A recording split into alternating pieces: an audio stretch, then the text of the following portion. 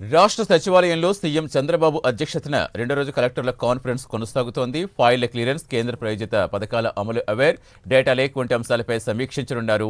ఈ ఫైళ్ల క్లియరెన్స్ రోజుల వ్యవధి నుంచి గంటల వ్యవధిలోకి రావడంపై సీఎం సంతృప్తి వ్యక్తం చేశారు.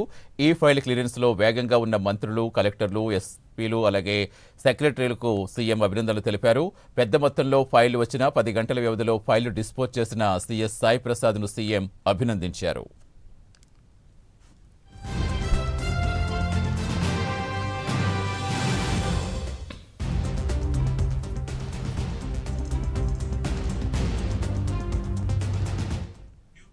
ఫైళ్ల క్లియరెన్స్లో వెనుకబడ్డ పలువురు కలెక్టర్లు, ఎస్పీలు, జాయింట్ కలెక్టర్లకు వేగం పెంచాలని సూచనలు చేశారు. గత 3 నెలలతో పోల్చుకుంటే రాష్ట్ర వ్యాప్తంగా ఫైళ్ల క్లియరెన్స్ సమయం 10 రోజుల నుంచి 2 రోజులకు తగ్గిందని సీఎంకు ఐటీ సెక్రటరీ తెలిపారు.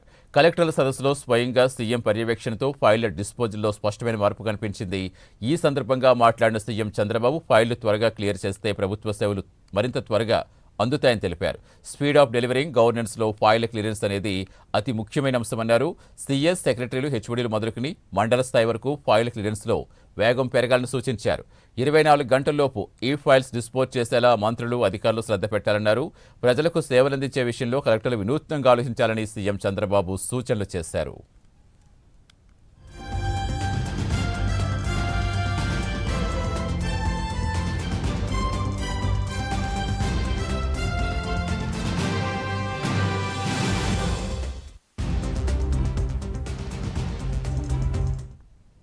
గ్రీవెన్స్ డే విషయంలో సీఎం చంద్రబాబు కీలక ఆదేశాలు ఇచ్చారు. ఇక నియోజకవర్గాల్లో గ్రీవెన్స్ డే నిర్వహించాలని కలెక్టర్లను ఆదేశించారు. పీజేఆర్ఎస్ విధానంలో ప్రజాప్రతినిధులు, అధికారులు కలిసి నిర్వహించేలా చూడాలన్నారు. పీజేఆర్ఎస్ కోసం ప్రజా దర్బార్ లాంటి ఓ వేదిక ఏర్పాటు చేయబోతున్నామని తెలిపారు. ఫిర్యాదులు స్వీకరించే సమయంలో ప్రజాప్రతినిధులు, అధికారులు కలిసి పరిష్కరించే ప్రయత్నం చేద్దామన్నారు. సింగపూర్లో ఇదే రకంగా ఫిర్యాదుల పరిష్కారం జరుగుతోందని తెలిపారు. ప్రతి సోమవారం కలెక్టరేట్లో గ్రీవెన్స్ స్వీకరిస్తున్నట్టే ప్రతి శుక్రవారం నియోజకవర్గాల్లో గ్రీవెన్స్ స్వీకరించాలన్నారు సీఎం చంద్రబాబు. పీజీఆర్ఎస్ వచ్చినప్పుడు దెర్ ఇస్ 2 ways. ప్రజా దర్బార్ పెడుతున్నాం. నేను సింగపూర్ మోడల్ కూడా ఎక్స్ప్లెయిన్ చేశారు మన వాళ్ళు.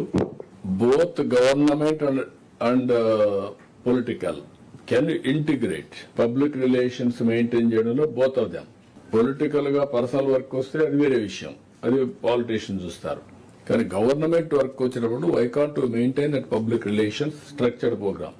మీరు all of you MLAs, all MLAs, MPs, every week once one mandal. Can you have fixed day in a mandal? Month కు ఒకసారి మొత్తం అన్ని మండలాలు వస్తాయి. ఎవ్రీ మండలం ఎవ్రీ వీక్ వస్తుంది. సో దట్ మనం వాళ్ళ మోడల్ అంతా కూడా చిన్న ఒక 20,000కు 15,000కు ఒకరిని పెట్టారు. అవేర్ సహా వాట్సాప్ గవర్నెన్స్ వినియోగంపై కలెక్టర్లకు సీఎం చంద్రబాబు సూచనలు చేశారు. ప్రభుత్వ నిబంధనలు, ప్రొసీజర్స్ సులభతరం కావాలన్నారు. కార్యాలయాల చుట్టూ తిరుగుతూ ఉంటే సమయం వృధా అవుతుందన్నారు. టెక్నాలజీ ఇంటిగ్రేషన్ జరిగితే పాలన సులభతరం అవుతుందని తెలిపారు.